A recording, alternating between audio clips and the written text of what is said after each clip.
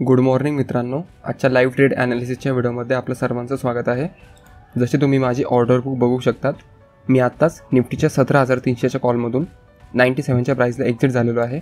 मी यामध्ये 81.80च्या प्राईसला 11:30 वाजता एंट्री घेतली होती व आज आपलं ट्रेड एक्झॅक्ट 1 आवरसाठी चाललेलं आहे। इथे तुम्ही बघू शकतात मी एंट्री घेतली 11:30 आणि एक्झिट झालो आहे एक्झॅक्ट 12:30। तर निफ्टीने आज या ट्रेडमध्ये खूपच अपडाऊन दाखवले होते, तर त्याचा आपण ॲनालिसिस करूच। त्या अगोदर आपण खालच्या ऑर्डर बघू। मी सकाळी या स्टॉकमध्ये एक छोटासा इंट्राडे ट्रेड केला होता, एकदम छोट्याशा क्वांटिटीने, फक्त 10 क्वांटिटीने। त्यामध्ये आपल्याला लॉस झालेला आहे। तर आपण टोटल पोझिशन बघू। इथे तुम्ही बघू शकता की ऑप्शनमध्ये आपण 760चा प्रॉफिट बुक केला आहे व तो जो स्टॉक घेतला होता त्याच्यामध्ये 25चा लॉस बुक केलेला आहे। तसं ओव्हरऑल आपला 735चा प्रॉफिट झालेला आहे, परंतु आपण त्यामध्ये हा काउंट करणार नाही लॉस। आपण इथे फक्त ऑप्शन्सच बोलतो, म्हणजेच आज आपण 760चा प्रॉफिट बुक केला। मी तुम्हाला मागच्या व्हिडिओमध्ये सांगितलं होतं, मागच्या सेशनमध्ये मला लॉस झाला होता 400चा। तर मी तेव्हा सांगितलं होतं की ट्रेडिंग जर्नीमध्ये हे चालूच असतं, प्रॉफिट लॉस। फक्त जेव्हा लॉस होतील ते आपल्याला कमीत कमी लॉस करायचे आहे आणि जेव्हा प्रॉफिट होतील ते जास्तीत जास्त प्रॉफिट करायचे आहे। जर आजच्या ट्रेडमध्ये आपण रिस्क बघितली तर आजची रिस्क फक्त 250 रुपयाची होती, त्या बदल्यात आपण 1:3 म्हणजे 750 रुपयाचा प्रॉफिट बुक केलेला आहे। व या वीकमध्ये आपण फर्स्ट डेला 600चा प्रॉफिट बुक केला, दुसऱ्या दिवशी आपल्याला लॉस झाला 400चा व आज 760चा प्रॉफिट झालेला आहे। तर अशा प्रकारे हा वीक आपण ग्रीनमध्ये क्लोज केलेला आहे। तर चला निफ्टीच्या 5 मिनिटाच्या चार्टवरती जाऊ। जर आपण निफ्टीचा 5 मिनिटाचा चार्ट बघितला तर आपण जेव्हा या रेंजमध्ये होतो तेव्हा आपण फक्त सेलिंग साईडचा ट्रेड बघायचो, कारण निफ्टी डाऊन ट्रेंडमध्ये होता। परंतु जेव्हा निफ्टी या रेंजमध्ये आला व या जागेपासून आपण बाईंग साईडचं पण बघायला लागलो, ते पण कधी जेव्हा निफ्टी हायर लोचं फॉर्मेशन करेल तेव्हाच आपण बाईंग साईडचं बघत होतो व सेलिंगसाठी आपण कंटिन्युएशन ट्रेड बघत होतो। असंच करत करत निफ्टीने 6 दिवस याच रेंजमध्ये कन्सोलिडेशन केले व इथे एक सपोर्ट झोन सारखं बनवलं आहे। व आपण जर वेडनेसडेचा चार्ट बघितला तर निफ्टी ओपन झाल्यानंतर लो लावून पुन्हा एक न्यू हाय लावला व हायर लो बनवून बुलिश क्लोजिंग दिली होती। आपण एंडिंग सेशन बघू शकतो, इथे निफ्टीने खूपच बुलिश मोमेंटम दाखवली होती। त्यानंतर आज निफ्टी डायरेक्ट गॅप ओपन झाला व ओपन झाल्यानंतर वर जाऊ लागला। आता या गॅप अप होण्यामागचं रिझन सांगतो। निफ्टी आधीच डाऊन ट्रेंडमध्ये होता, 17,000च्या आसपास होता। जेव्हा निफ्टीने त्या दिवशी ही मुवमेंट दिली तेव्हा या मुवमेंटच्या एंडिंगच्या सेशनला खूप रिटेल लोकांनी पुट बाय केले होते, या विचाराने की आता मार्केट खूपच वाढलं आहे व उद्या जेव्हा गॅप डाऊन ओपन होईल तेव्हा आपण प्रॉफिट बुक करून मार्केटच्या बाहेर जाऊ। आता त्या सर्वांचे स्टॉप लॉस खाण्यासाठी निफ्टी आज गॅप ओपन झाला। जेवढे व मोठे प्लेयर्स होते त्यांनी या रिटेल प्लेयरचे सर्वांचे स्टॉप लॉस खाल्ले व वर जाण्याचं कारण हेच की निफ्टी गॅप ओपन झाल्यानंतर इथे रिटेल लोक शॉर्ट करत गेले प्रत्येक रेंजवरती। तर त्या सर्वांचे स्टॉप लॉस उडायला निफ्टीने छोटीशी रिट्रेसमेंट दिली व पुन्हा स्पाइक दिली, त्या सर्वांचे स्टॉप लॉस खाल्ले व इथे सेलर्सला मार्केटमधून बाहेर काढले। बाहेर काढल्यानंतर परत जेव्हा या ठिकाणी ब्रेकआउट आला, हाव आला, तेव्हा पुन्हा ते रिटेल लोक इथे एंटर झाले।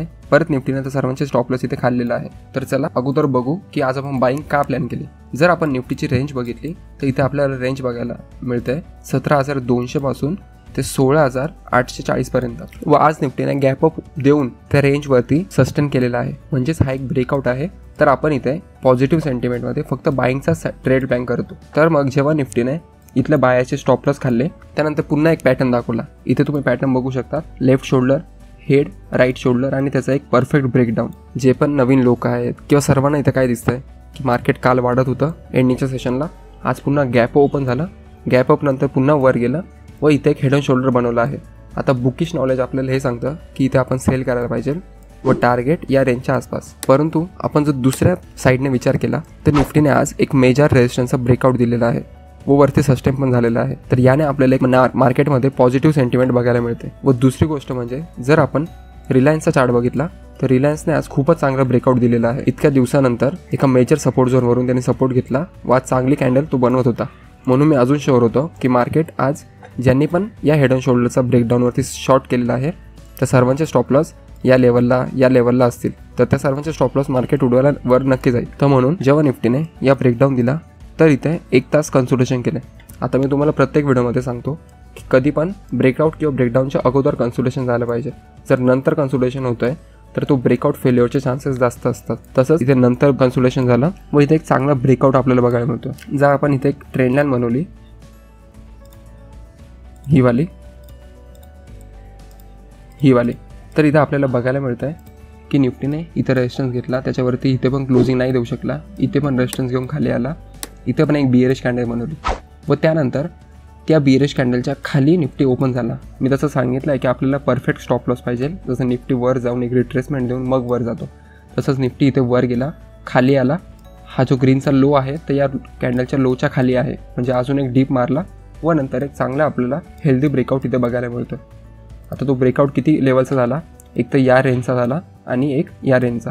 ही रेंज कोणती की इथे एक निफ्टीने रेजिस्टन्स घेतला होता व त्या अगोदर एक बिअरिश रेड कॅन्डल बनलेली होती, जिला वरती छोटीशी पण वीक नाही आहे, म्हणजे ही कॅन्डल ओपन झाल्याच सेलर्स ॲक्टिव्ह झाले व बायर्सला थोडं पण वरती पुश नाही करून दिला व इथे एक बिअरिश कॅन्डल बनली होती. तर या 2 लेवलचा इथं ब्रेकआउट झाला. तर ब्रेकआउट झाल्यानंतर मी या ठिकाणी बाय केला. स्टॉप लॉस होता या लेवलला, फक्त इथे 200 ते 250 रुपयाचा आपल्याला स्टॉप लॉस होता व माझं टार्गेट होतं की आजचा जो निफ्टीने हाय बनवला आहे हा वाला, त्याला निफ्टी ब्रेक करून वर जाईल. कारण इथे ज्यांनी पण सेल केले आहे तर सर्वांचे स्टॉप लॉस असतील व त्यांचे स्टॉप लॉस उडायला मार्केट वर जाईल. तर म्हणून इथे बाय करून इथे स्टॉप लॉस ठेवला व निफ्टीने अवघ्या 20 मिनिटामध्येच आपल्या टार्गेटच्या आसपास आला. परंतु जी ऑप्शन प्राईस होती ती अगोदरच, आज फ्रायडे आहे म्हणून ऑप्शन प्राईस खूप हळूहळू मूव्ह होते. व दुसरी गोष्ट म्हणजे फ्रायडे असूनसुद्धा आज निफ्टी गॅप ओपन झालेला आहे. जेव्हा पण मेजर गॅप अप किंवा गॅप डाऊन ओपन होतो तेव्हा ऑप्शन प्राईसेस हळूहळू मूव्ह होतात.